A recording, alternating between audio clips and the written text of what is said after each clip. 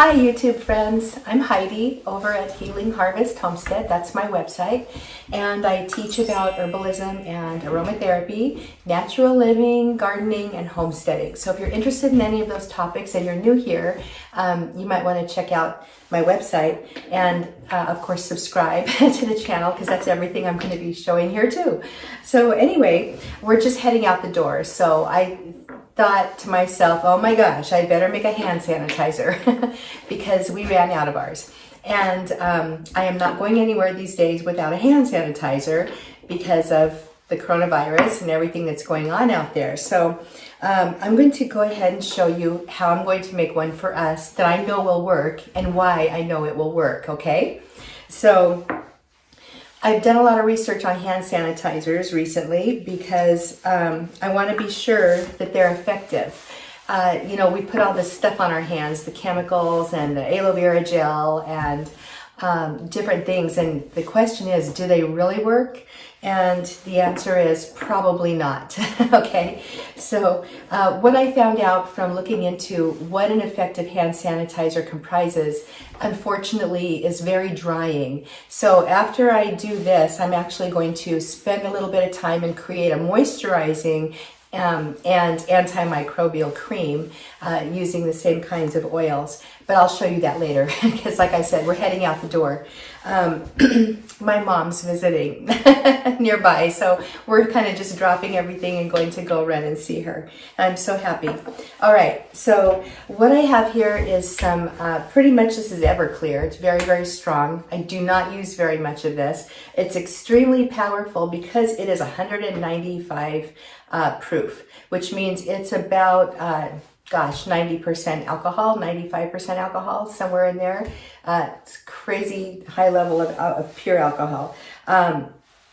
But you want to have in your hand sanitizer, you need it to be anywhere from 60 to 90% alcohol is what I've read in different sources.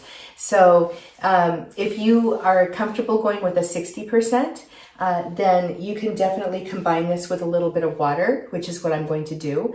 I'm shooting for more like a 70 to 80% range though, okay? If you want to be sure that it's going to be super effective, then you can go with the 90%. But the alcohol is the main source of the sanitizing in this. I would love to say it's the essential oils, but honestly, they are very, very helpful, and I'm going to talk about the ones I'm choosing for this. But if you want a good, effective hand sanitizer, you want it to be high in alcohol. So let's just think about the proofs for a minute. If you're wanting to at least make sure that you've got 60% alcohol in your hand sanitizer, then you'd want to use a minimum 120 proof alcohol and no extra water, right? If you have an 80 proof alcohol, then you've only got 40% alcohol in that. So you need to be taking all that into consideration.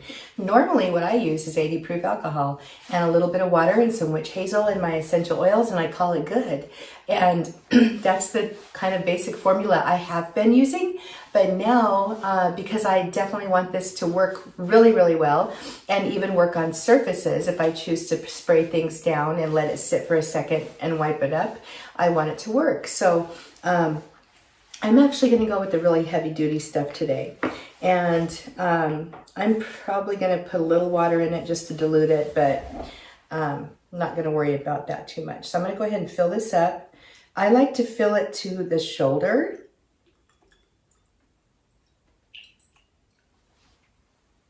I have a little tiny funnel here that helps it get into the jar, and I'm using a 2-ounce spray bottle.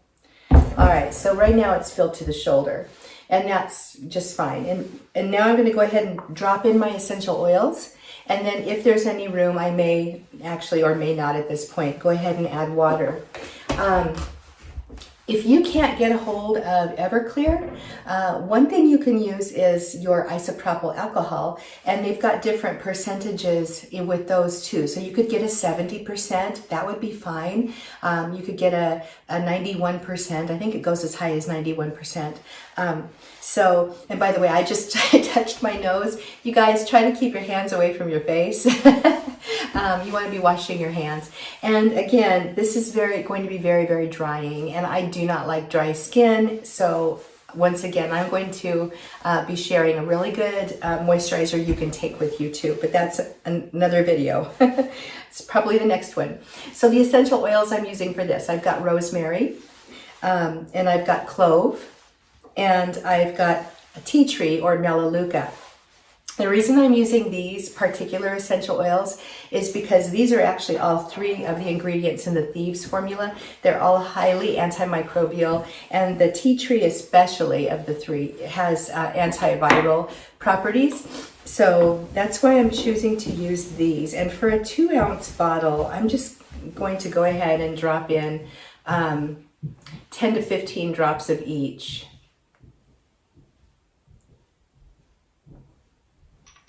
Okay, so that's rosemary, clove, and tea tree. Now, when you spray this, you guys, you want to definitely keep it away from your eyes. Clove is a more viscous oil, so it's dropping a little more slowly. But you don't want to be spraying it where it's going to touch eyes or mucous membranes or sensitive parts of your body. Also, you know, the essential oils I'm using here, none of them are have a lot of contraindications around children, like eucalyptus and peppermint. That's actually one of the reasons why I'm leaving this out, is I want it to be relatively safe around children. But you know, with essential oils, you just have to be careful. All right, it might be a good idea for you to use this. And then go ahead and let it sit, okay, air dry for a few minutes, make sure it's working. And then if you want to, you can apply that moisturizer, which is going to help the oils also soak into your skin. But you don't want to be applying this constantly or crazily, because there's no need, number one, and number two, it's going to be really strong. So I'm going to shake it up. You always shake your essential oils hand sanitizers or any cleaners really well before you use them, because the essential oils will separate, okay? And there's not an emulsifier in here to mix them up real well. And then you're going to just spray around the surface of your hand. Okay, I'm going to rub it in there good. Take the bottle in my other hand. All right. And smells good. It's going to work. I think this is actually the most powerful hand sanitizer I have ever made, because I'll be honest, I've never used this high proof of an alcohol to make a hand sanitizer before. But I feel confident this is going to be great. I'm going to tuck it into my purse.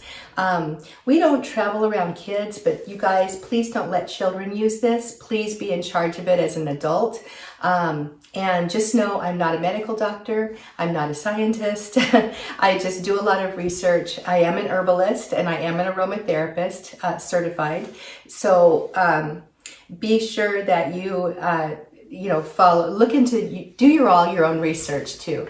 I just want to caution you, there's a lot of information going around out there right now. So one thing that you should definitely do is double check, triple check every single thing you hear, because we're all getting information from different sources, and I'll be honest, some people are just saying things. Okay, so be careful. If you have questions, go ahead and ask them below, and have an awesome day, and please subscribe. By the way, if you want to get my newsletter for updates and tips that are free and not found on the blog, you can sign up below in the description too. All right, have a great day. I'll talk to you later. Bye-bye.